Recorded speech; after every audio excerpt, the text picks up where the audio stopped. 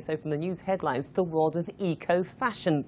The first luxury brand of handbags and accessories to be made entirely in Africa from locally sourced raw materials is called Okapi. I think I pronounced it correctly, but it's named after the elusive antelope, otherwise known as the African unicorn. Well, the brand draws its influence from the mysticism of Africa's pre-colonial era, exploration, magic, and the natural world. All that in the handbag and the accessories. Well, I'm pleased to say that I'm joined in the studio by the woman who's created these products, the South African entrepreneur, Hanneli Rupert. A very good morning Well, thank you so much for having me. That's a lot of symbolism with one bag, isn't it? I mean, you've got one of the bags here. Yeah. But I mean, what is the symbolism, especially in the name as well? I named the brand Okapi after the antelope, which became known as the African unicorn. And I really like that because I think it encapsulated a sort of another side of Africa, which sometimes isn't as represented as strongly as I think it should be internationally. People, I think, have a little bit of a preconception that luxury in Africa can't be sort of associated. Yeah, it's all very seen as very earthy and tribal prints, etc., which are very, very beautiful. But somehow it never, the perception never moves beyond that, does it? And I mean, as you know, it's such a huge continent. There's so many different avenues one can take down, go down. Sort of African design, and I think that if you look at the way luxury is moving all over, it's really going towards the handmade, but still being luxurious and beyond just, as you say, the tribal prints. Sure. I mean, the USP, unique selling point, is that obviously you've sourced your material from this mythical deer. They are ethically produced, so you can carry your handbag with a conscience, basically. You can feel comfortable with yourself. I mean, in what way are they ethical? Take us through the process. Well, we don't use Okapi, any Okapi in our products because they're very endangered. Sure, but the non-endangered species, basically. We basically use only byproducts. So I use a lot of springbok, which is a huge food source. This bag is actually ostrich leg. Ostrich leg? Yes. Okay. Ostrich is also a food source, yeah, that's where I source from mostly. And then it's all manufactured locally in South Africa and exported whole.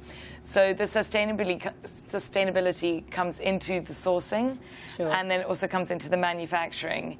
Because there's a lot of handwork involved. So there's a big job creation and job support along the entire production line. So it's also like a fair trade thing, isn't it? I mean, I haven't sort of aimed to brand the product as a sustainable brand. It's just how in people its see ethics. it, though, from the ethics and the end product, how the actual chain from actually using a byproduct of an animal, and that you've got local people who are putting it together. They're getting paid. Everybody gets something out of it, and you've got this wonderful product at the end of it too. Absolutely. I think that the fashion industry is slowly sort of learning from the food industry. If you look at organic food, what you eat, you want to know exactly where that piece of meat or that fruit or vegetable comes from, and it's starting to sort of be the same thing with fashion.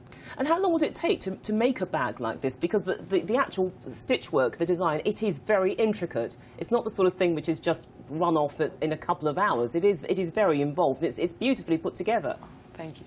It takes, I mean, it can take anywhere between sort of, for a more intricate bag like this, 6 weeks to 3 months just for the actual, and the sewing and the cutting, because every piece is hand cut and hand sewed and handmade.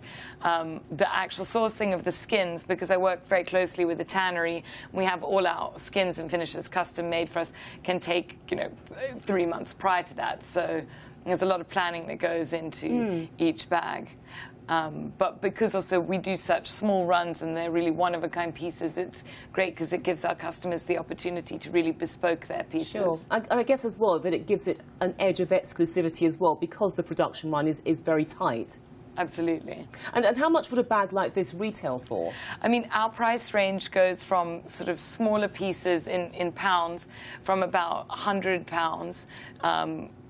for a small like pouch to, if it's crocodile, it can be a couple of £1,000s.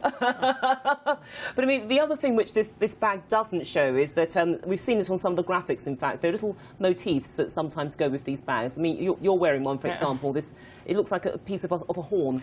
So it's the end of a springbok horn, and springbok, that's also a springbok sort of material. So that's a springbok tail. Exactly, which is a material that I use quite a lot. And this is the signatures of the Okapi brand. And I think it's symbolic for a lot of people, not only within South Africa, but also internationally. I mean, in Italy, the horn is a sign of good luck.